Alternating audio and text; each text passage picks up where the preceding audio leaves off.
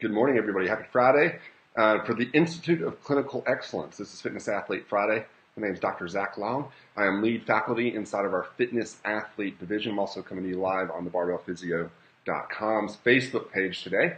And today I'm answering a listener question, something that was submitted inside of our Virtual ICE mentorship platform, which is our online continuing education platform where we also have a lot of interactions with people in there doing a lot of different mentorship. Recently, I did a talk inside of Virtual ICE on how I utilize deadlifts inside of a rehab plan. And we got some questions on loading the deadlift in rehab, which can be difficult for somebody that's not used to using deadlifts in a physical therapy setting. How do we incorporate that into somebody's plan of care? How do we determine what the optimal load for that individual is? So we're going to dive into that a little bit today, because certainly for people that don't come from a strength and conditioning background, that can be very difficult. And for some people coming from a strength and conditioning background, we just want to throw more weight in the bar, and that's not always the best thing to do with individuals. And we'll talk through that a little bit today. In previous PT on Ice podcasts, and inside of both our Essential Athletes course and our live course, we talk a lot about how deadlifts can be properly utilized inside of rehab plans for low back pain. And if you go to Jeff Moore's lumbar spine course or Justin Dunaway's total spine thrust course, they'll also tell you, do a manip on somebody's back, get them up, lift some heavy weights. We in ICE believe that loading in low back rehab is incredibly important from both a tissue perspective and a psychological perspective, and that we need to get people moving and get them comfortable moving heavier weights. Inside the research, there are two research studies that I'd encourage you to go read if you're not familiar with them already. Same group did it, Assa and Berglund, in 2015. They basically compared, they used deadlifts in rehab programs and found significant reductions in pain in people that did deadlifts. Again, I talked about that in the previous podcast episode, so you can go back in our repertoire and kind of look at that if you'd like. But one thing they found is individuals that had moderate to low pain, below a 60 on the visual analog scale, pain scale, and people that had a long Byring-Sorensen test that could hold that for greater than 60 seconds. That's a test of lumbar spine endurance, were those that were best suited for deadlifts in their rehab plan. So check those out if you haven't checked it out already. But when it comes to actually loading, that's when it gets a little bit more complicated. So we've broken through the door of understanding that deadlifts can be very valuable in rehab, but how do we go about appropriately loading is the next question that we have to address. And I've got a couple of different things that I use as general sliding scales. Obviously, everybody's going to be significantly different based on the presentation that they come in with, their long-term goals, their training history, etc. So I'm going to talk through a few of those. One thing that I use with the vast majority of my patients is I'm going to use the Silbernagel pain model, where I kind of give them a red light, yellow light, green light scale here. And if they're having pain between a 0 and 3 with any movement, I call that a green light. I say you're 100% fine to go with that. If you're having pain between a 4 and a 5 out of 10, that's a yellow light. I'm probably okay with that, but what we're going to do is we're going to have you reassess how you feel the next day. Does it feel like you overloaded certain tissues or not? And then you can scale yourself based on your response there. If it's greater than a 6 out of 10, that's a red light. Now, that doesn't always work because obviously with low back pain and knee pain, we also have people that come to us that are day-to-day constantly above those levels, which makes it really difficult. And so in times like that, a lot of times, I'll just say, I'm okay with you loading as long as we only get, a small increase in your symptoms that goes away after a certain period of time. And I can't get really more specific than that because that comes, a lot from my subjective examination and how irritable I feel their symptoms are and how well I perceive that person psychologically to tolerate those changes in their pain levels. So that's something that you kind of have to make on a case-by-case basis. Some other things that I'll also think about there is for a lot of people using this pain number scale just doesn't work really well. And so instead I'll talk to them about their movement tolerance. I'll say, I'm okay with you exercising or deadlifting, whatever it is, so long as we're not loading you up so much that the way you move is changing or you feel like you are weaker because of your pain. If you feel like something's going to give out based on the amount of pain you're having, then we're overloading tissues. And that combination of that Silbernagel pain scale and talking about this movement tolerance goes really well when I'm incorporating deadlifts in people's low back pain. And then there's also going to be some psychological tolerance things here. where maybe I have somebody work up in deadlifts and maybe they don't even feel any pain or any increase in symptoms, but I have a talk with them because I picked up subjectively maybe some anxiety or things like that. I have a talk with them on when we get to the loading level, the number of reps or the weight, where you start to feel like, all right, I've tested my body enough for right now, then we stop. So I've got a couple different things that I use there. It's way more of an art than it is a science. But if you do a good subjective examination, you really get patients understanding what your goals are before you start doing this, you can navigate those waters fairly easily, I believe. And then we can also load based off of percents of 1 rep max. So if somebody comes to me, I know what their deadlift max is. Like they come in and say, Zach, I deadlift 300 pounds. I'm experiencing some back pain. Anytime I lift above this percentage, I have pain. Then me, especially as somebody that's really experienced in the strength and conditioning world, I can play around with those numbers and prescribe them percents of their 1 rep max to work off of, which makes it easier. But again, a lot of physical therapists out there don't have that strength and conditioning background. And so if you don't, going off a percent 1 rep max or with patients going off a percent 1 rep max can be really confusing and difficult. And this isn't something that we're probably going to test in rehab. I'm not going to have somebody work up to a 1 rep max deadlift so that we can then program what their homework for deadlifts are going to be. So instead, using rating of perceived exertion can be a really powerful tool, RPE, where I prescribe a certain RPE for them to work up to. And if you look at the research on rating of perceived exertion, it's really well correlated with percents of 1 rep max. So I utilize RPE probably more than anything. RPE combined with talking about that Silvernagle pain model or movement tolerance. Yeah, those are kind of some general guidelines that I'll use and have discussions with patients about as far as their loading is concerned. But we also have to establish before we start doing deadlifts, what are our goals for deadlifting? And I actually think this is important for us to do with any exercise that we prescribe. Obviously, in physical therapy, we have a big problem with people underloading patients, not providing sufficient stimulus.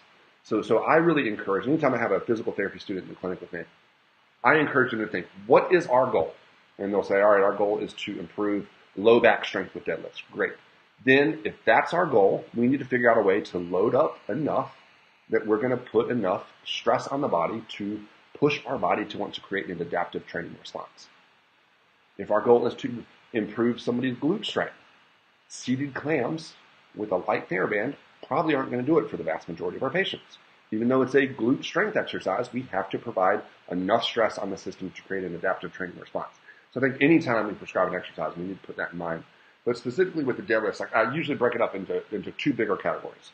Are we dealing with this? Are we trying to create some psychological gains for this individual?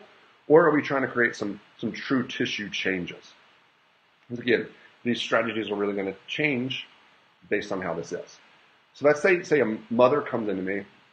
We're dealing with a little bit of low back pain, and she's having pain when she picks up her 20-year-old or 20-pound infant. So my goals with that individual might be very different. I may be trying to work on decreasing her anxiety around picking up her 20-pound child. In that case, we may work up to like a kettlebell deadlift with 35 pounds where she doesn't have any symptoms. And rather than worrying about progressive overload for this individual where I tell her, every couple of days I want you to try to go a little bit heavier, maybe I just try to really focus on building her confidence up by having her lift a weight that's heavier than her toddler. So she does that kettlebell deadlift, 35 pounds. She does it several days a week with no progressive overload there. 3 sets of 10. Why would I do it that way? Because my goal with that individual is just to make her feel more confident in her body's ability to move. And so sometimes not going after progressive overload can be really powerful. I get that individual doing lots of reps of deadlifts at 35 pounds over the course of a week or two and make her feel more secure just picking up her 20-pound dart. If I try to aggressively push that weight, and we go 35, 40, 45, 50, and at 50 she gets a little flare up, which will happen, and a lot of times I'm okay with that if we have those discussions with patients. But if I'm dealing with somebody that has a lot of anxiety around this, I may be better served by just spending some time building up confidence. Now, my bias is, if for anybody that knows me, my bias is to progressively overload that. But I do think it's important to stop for a second and just remember that sometimes just building confidence can be enough. If it's somebody that I'm going for true tissue changes, where I'm trying to get them truly stronger or get them back to lifting heavier weights, then that's somebody that I'm going to get on this RPE scale. And I'm going to really try to get them on the RPE scale up to where they're loading significantly. A lot of times I'm typically in rehab, I'm not going above a 7 or 8 out of 10 on the RPE scale with the vast majority of my patients until they're really late in their rehab. And so I'll just encourage that individual, hey, we're gonna work up in this general rep range, and you're gonna work up until you find a weight that's about a 7 or 8 out of 10 on this rating of perceived exertion scale. And that's where we're gonna exercise at today. I tend to not really overcomplicate this with patients in the clinic. I tend to give them really wide rep ranges. We're going to do 3 sets of somewhere between 5 and 20 reps. And you're going to work up until where you're at a 7 or 8 out of 10.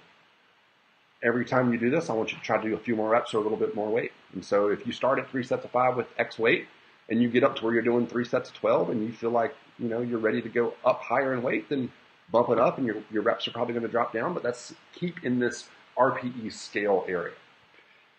So those strategies, again, are going to really change based on our goals. For instance, about a month ago, 2 months ago, I was treating both a competitive powerlifter with back pain and just a guy that had back pain that wanted to do deadlifts. And I was treating both of them simultaneously. And the way I loaded them both up was significantly different. The competitive powerlifter had pain in his conventional deadlift, but less in his sumo deadlift. These are 2 different deadlift variations, kind of outside of the scope of our talk today to break those down. But he tolerated sumo deadlifts more, but he competed with the conventional deadlift. So my loading strategies with him was we used this Silbernagle pain model, and I had him start with the conventional deadlift and increase weight up through his warm-up sets until he got to that point where he felt like either on that pain model scale, that red light, yellow light, green light I discussed earlier, or psychologically, when he felt like he was at a spot where it wasn't going to be good to go up anymore, he then switched to conventional deadlifts, which then allowed him to lift up to much heavier loads. And he was getting up to like 85% of his 1 rep max. So his strategy there was significantly different from this other guy that came into me with just general low back pain, who in our subjective assessment said that one of his goals was to deadlift. For that individual, I basically through some testing, I found out that he was more intolerant to shear loads on his spine. So we utilized sumo deadlifts. He wanted to deadlift. I wanted to find a deadlift variation that would better suit him, and sumo deadlifts were that. He was able to do those with significantly more weight without pain. So we did sumo deadlifts with him, and we just stayed with straight sumo deadlifts through his entire rehab, kind of like a linear periodization. We started at 3 sets of 5. We worked up to what was a comfortable but semi-challenging weight, a weight where he told me, I'm not concerned that this weight is going to flare my back up. He'd had back pain for about a year, and I was happy with that. He felt like he'd done a little bit of work. It wasn't a 7 or 8 out of 10 on the RPE scale, but he felt like he'd done some work. He was probably more like a 5 or 6. And I said, all right, we're going to do this 2 or 3 times a week, and every time you go in, we're going to add 10 pounds to the bar. And he just consistently added 10 pounds to the bar. When he got to a spot where he felt like, all right, it's getting a little sticky, he deloaded 20 or 30 pounds and built back up. So it's much less of a science than it is an art, but I hope talking through some of these different principles of how I utilize loading in deadlift rehab gives you some different ideas of how you can incorporate that with your patients. If you want to learn more about utilizing deadlifts for rehab, please check out the fitness athlete courses, our essential foundations course, and our live fitness athlete courses. Both go over kind of everything we talked about today in a little bit more depth. The next time we're doing the live course is October 13th and 14th in Phoenix, Arizona. One other upcoming course inside of the Institute of Clinical Excellence on October 1st, our Advanced Concepts in the Clinical Management of Fitness Athlete course. Our next cohort starts. That's a completely online course, 8 weeks, all online, where we basically go through tips and strategies for individuals that want to become the go-to provider in their area for working with the fitness athlete population. What are the tools and things that you need to know to make that happen? Hope everybody has a great Friday. For those of you that are in the Carolinas or on the East Coast, such as myself, please stay safe this weekend with the hurricane coming in.